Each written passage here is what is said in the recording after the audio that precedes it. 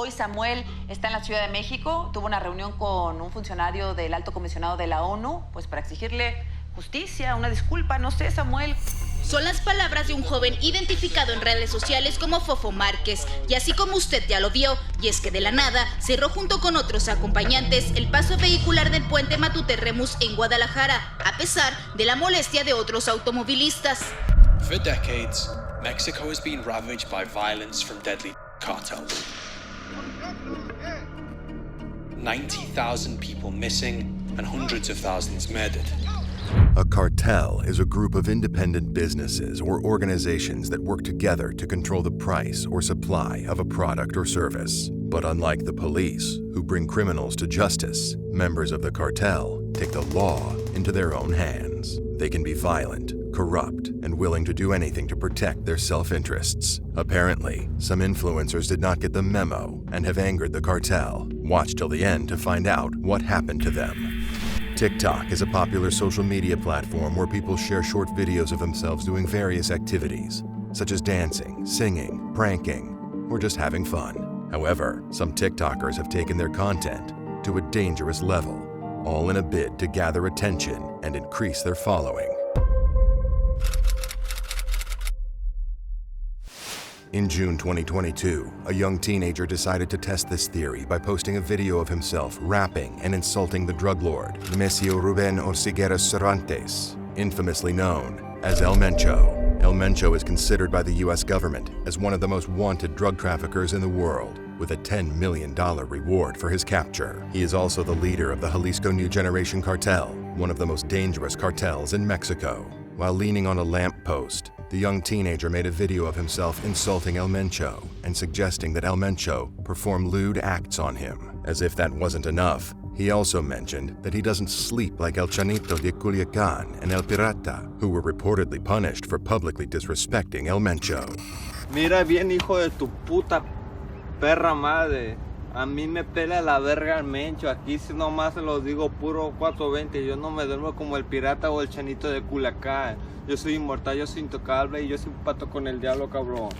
Así que si no sabes de mí, de existencia, yo te vine a mandar fuego, Mencho. Así que a mí no me da miedo decir esto, cabrón. Yo lo digo fuera en cámaras o aquí, cabrón. Así que a mí me pela la madre el Mencho.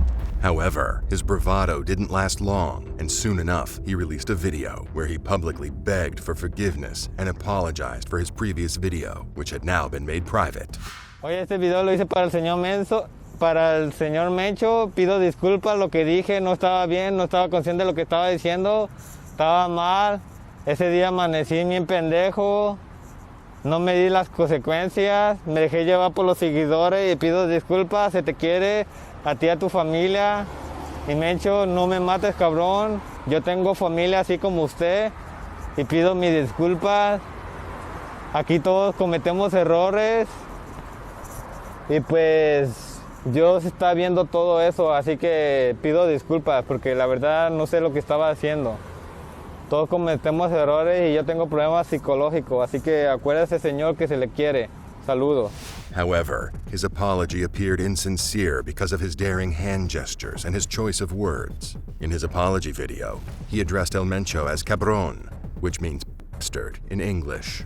Perhaps he has not learned his lesson, or was simply not cautious of his tone and gestures while he was pleading for his life. Also, there has been no official response from El Mencho and CJNG, so we can only hope that his apology was accepted.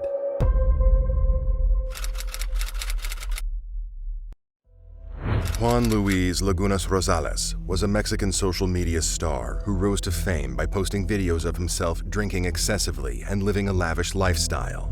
He was popularly known as El Pirata de Culiacán, which means the Pirate of Culiacán, a city in the state of Sinaloa. Before his demise, he had millions of followers on Facebook, Instagram, and YouTube who watched his antics and admired his charisma. However, his fame and fortune came at a high price, as he made a fatal mistake that cost him his life at the age of 17. Lagunas was born in Villa Juarez, Sinaloa, in a poor and dysfunctional family. He never knew his father, and his mother abandoned him with his grandmother when he was just a child. He dropped out of school at 15 and moved to Culiacan, where he started working as a car washer. He soon became involved in the local nightlife and began drinking heavily.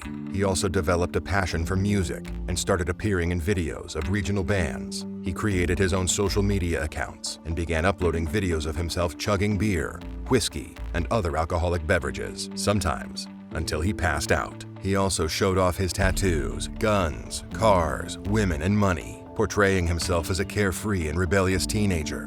His motto was "Así nomás quedó," which means, "That's how it turned out." His videos went viral and attracted the attention of many fans and celebrities. He was invited to parties, events, and concerts, where he mingled with famous singers and actors. In fact, he signed a contract with Cash Records, a music label, and expressed his desire to become a singer himself. He actually seemed to have everything he wanted: fame, fortune, fun, and freedom. However, he also had many critics and enemies who disapproved of his behavior and lifestyle. Some blamed him for promoting alcoholism and substance abuse among young people. Others warned him of the dangers of living in Sinaloa, a state plagued by violence and trafficking. Sadly, Lagunas ignored the criticism and the warnings and continued to post videos of his escapades. He also started to insult and mock some of the most powerful and dangerous people in Mexico, including El Mencho.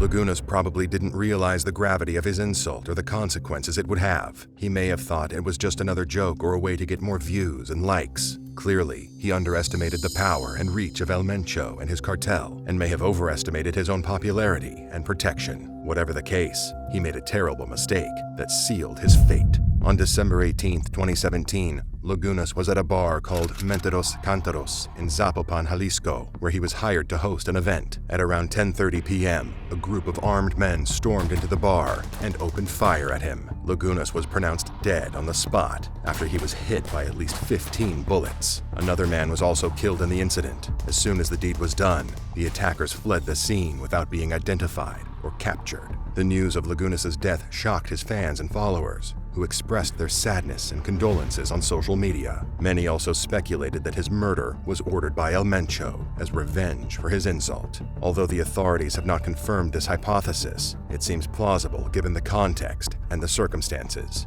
El Mencho is known for being ruthless and vengeful against anyone who crosses him or challenges him. He has been blamed for many atrocities in Mexico, such as massacres, kidnappings, extortions, bombings, and assassinations.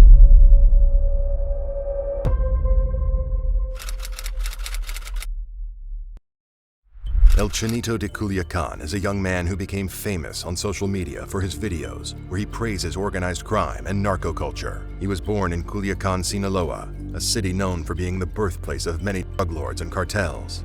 And although his real name is unknown, he adopted the nickname Chanito, which means little kid in Spanish.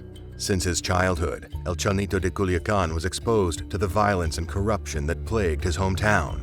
He quickly understood that power meant freedom for the people of his hometown, and he set out to gain power and wealth. He began posting explicit videos on YouTube and soon gathered many followers and enemies, one of whom was El Pirata, his longest-standing enemy. El Chanito would openly mock and challenge El Pirata whilst showing off his wealth and women. Also, he recorded videos of himself holding guns and had, in fact, claimed to be affiliated with the Sinaloa cartel, one of the most powerful and influential criminal organizations in Mexico and the world. But when all of that didn't get him the attention he was seeking, El Chanito decided to make a bolder move. On January 4th, 2018, Chanito posted a video of himself and a younger boy dressed in all black and armed with a high-caliber assault rifle, which is exclusive to the army. In the video, he boldly insulted El Mencho and challenged him to a physical confrontation, saying he was not afraid of him or his men and would defend his territory and his people from any attack. To crown it all, he claimed that he had the support of Ismael El Mayo Zambada, the leader of the Sinaloa cartel. This video went viral and sparked outrage among many people, especially the members and supporters of CJNG, who wanted to make him pay for his disrespect. But they didn't get a chance to do that, because a few days later, El Chanito posted another video in which he appeared scared and nervous. He apologized to El Mencho and begged for his forgiveness. He said that he had made a mistake and that he did not want any trouble with him or his cartel. He also clarified that he was not really a part of the Sinaloa cartel, but just a fan of narco culture. However, this didn't seem to appease the cartel, as El Chanito suddenly stopped posting on social media.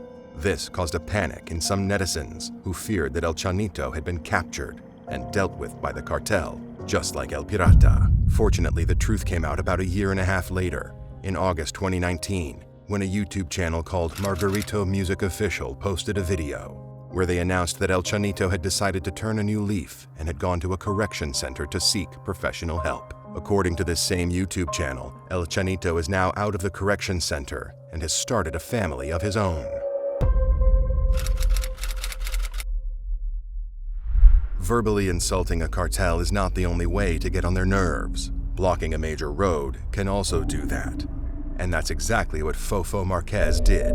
Fofo Marquez is a young Mexican influencer and the son of Rodolfo Marquez, the owner of Total Gas Station in Mexico. Fofo Marquez gained fame and controversy on social media for his lavish lifestyle and sometimes reckless actions.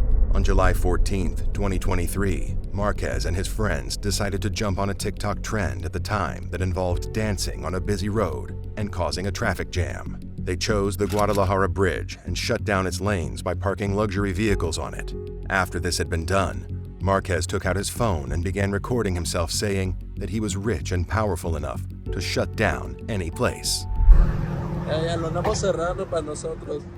Esto es lo que quiero demostrar, lo que puede ser el dinero y el poder. O sea, literal lo cerré aquí porque yo quise iluminar. Y llevamos varios minutos aquí. Voy a hacer unos pequeños TikToks. With Fofo's popularity, it didn't take long for the video to go viral.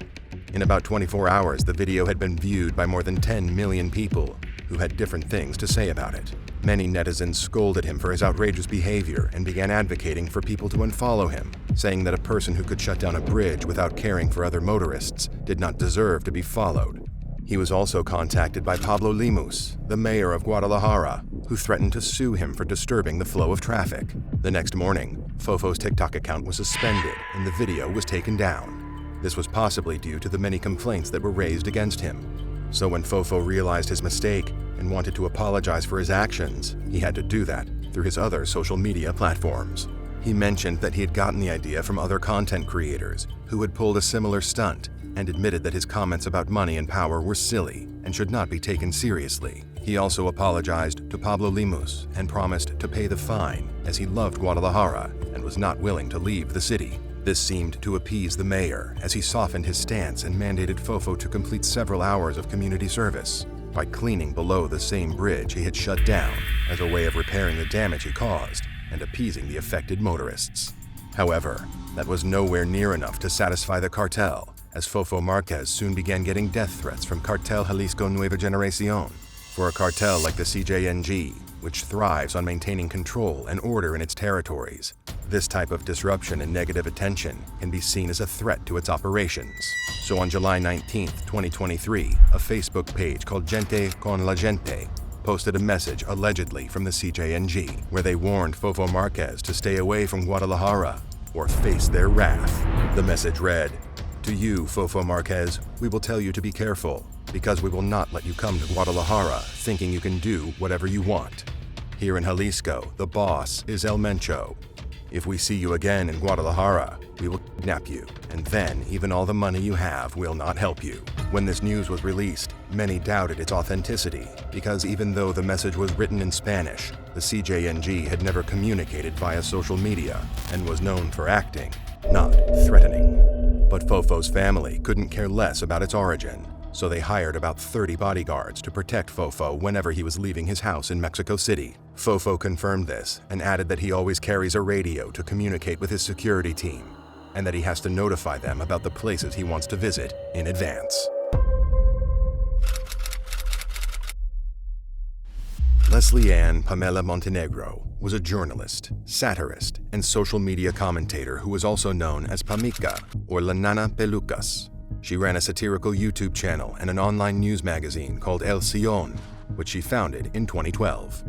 She was known for her witty and critical commentary on local politics and culture in Acapulco, Mexico, and she often mocked local politicians and exposed corruption and inefficiency in the government. She used a big wig and glasses to create her online persona, La Nana Pelucas, which means the grandma in wigs.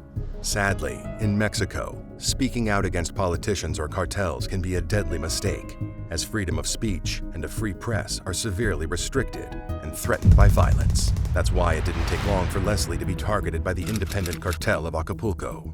She soon began receiving death threats, and banners accusing her of working against the cartel were placed near her restaurant. This raised concerns among her customers and followers on social media, but Leslie denied any involvement with cartels and was able to regain their trust in very little time. However, the threats didn't stop until February 5th, 2018, when the cartel decided to make a move. On that day, Leslie had been working a night shift at Todos Los Santos, a restaurant she co-owned with her husband, when two unidentified individuals entered the place and immediately walked towards Leslie, who was sitting with her husband. According to a statement given by Robert Alvarez Heredia, a spokesperson for the Guerrero State Attorney General's office, they fired twice at her face and abdomen before fleeing the restaurant. One of the killers was later identified as El Pepas, a member of the independent cartel of Acapulco, but the other is still unidentified. However, despite the amount of evidence against El Pepas, he was not indicted because the judge in charge of the case dismissed the case, saying that the evidence provided was not enough. This was very strange because the Attorney General of Guerrero had initially stated that Leslie was targeted because she had obtained sensitive information about a criminal organization, which was led by Javi Daniel Cervantes Magno, the alleged leader of a local crime gang that is active in Acapulco. According to Olea, it was Javi who ordered the death of Leslie. The Committee to Protect Journalists didn't like the slow pace of the investigation, so they followed up on Olea's statement and were informed by a spokesperson for the State Attorney General's office a warrant had been issued for Magno's arrest. Happy about this development, the Committee to Protect Journalists put the issue to rest, thinking Magno would soon be punished for his atrocity. But when this didn't happen, they placed another call to the State Attorney General's office, but didn't get a response. Nosotros se lo hemos querido preguntar al fiscal Javier Olea. Normalmente nos responde las llamadas, las entrevistas. Esta vez no. This sparked comments from a lot of people, including Leslie's husband, Samuel, who had told the press that no one from the prosecution had given him access to the source of the information Javier revealed in his statement. Completamente. O sea, yo el día jueves de la semana pasada dimos una conferencia de prensa a la familia, ¿Sí? Precisamente buscando eso, Azucena, buscando que nos muestren esas publicaciones a las que hace referencia el fiscal o esa información de donde él se basa para decir eso que dijo. Yo no la conozco y hasta el día de hoy nadie de la fiscalía me ha mostrado esa información que le fue presentada al fiscal para salir a dar esa declaración. Like Samuel, Leslie's friends and colleagues also had doubts about the lack of transparency in the investigation and accused the authorities of trying to cover up the possible involvement of political actors in the killing. They said that Leslie had not written anything about organized crime in Acapulco or its surrounding area, and pointed out that Olea had, in fact, had a personal conflict with Leslie, as she had criticized him for his handling of a case involving a former governor accused of embezzling public funds. Leslie Montenegro's murder sparked outrage and condemnation from journalists, human rights activists, and civil society groups who demanded justice and protection for journalists in Mexico, which is one of the most dangerous countries in the world for journalists, especially those who cover topics such as politics, corruption, and crime. According to the Committee to Protect Journalists, about 16 journalists are missing, and 64 journalists have been killed since the beginning of 2023. What do you think about today's video? Let us know in the comments below. Don't forget to like and subscribe to our channel so you never miss an update.